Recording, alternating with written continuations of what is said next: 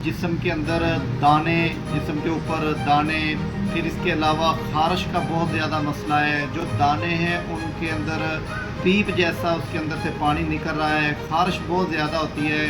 बाज़ तो ऐसे मरीज़ मैंने देखे हैं उनके ना ऊपर जिस्म के ऊपर तरफड़ पड़ रहे होते हैं और वो उसका कलर भी चेंज हो रहा होता है।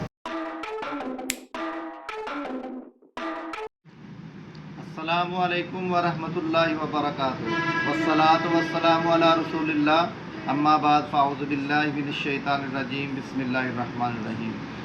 जी सामीन इकराम, उम्मीद करता हूँ कि आप सब खैरियत से होंगे। आजकल एक बीमारी बहुत ज़्यादा फैल रही है, जिस्म के अंदर दाने, जिस्म के ऊपर दाने, फिर इसके अलावा खारिश का बहुत ज़्यादा मसला है। जो दाने हैं उनके अंदर पीप जैसा उसके अंदर से पानी निकल रहा है, खारिश बहुत ज़्यादा होती है।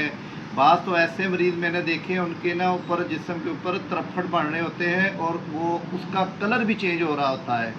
खारिश करने से, जहाँ पे खारिश करते हैं, ज़्यादा खारिश करने की वजह से वहाँ पे वो जो जगह है उसका जो जगह वो ब्लैक हो रही है।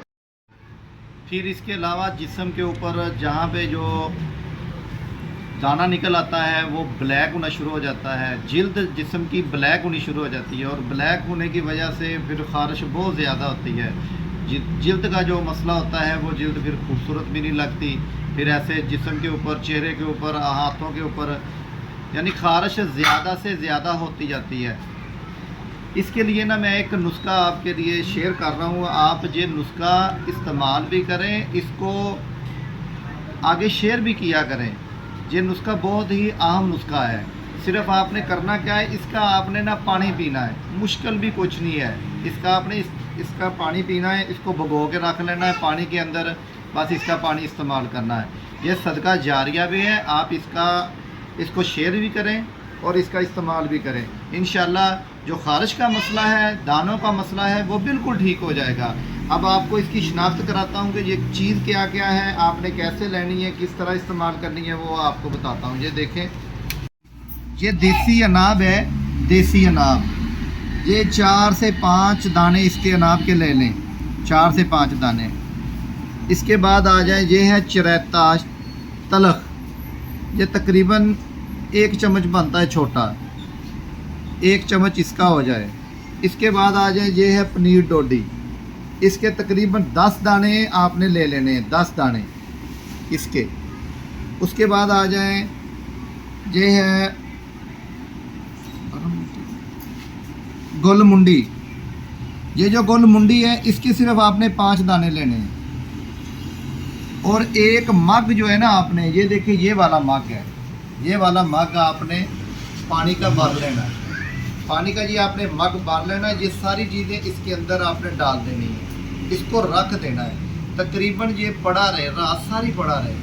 अगर कच्चा बर्तन हो, जिसको मिट्टी का बर्तन कहते हैं, अगर वो हो जाए तो ज़्यादा बेस्ट है। अगर नहीं मिलता तो कोई मसला नहीं, एक मग आपने भर लेना है, उसको भर के ये चीज़ें इसके अंदर डाल के आप इसको रख दें। सारी रात ये चीज़ें पड़ी रहें।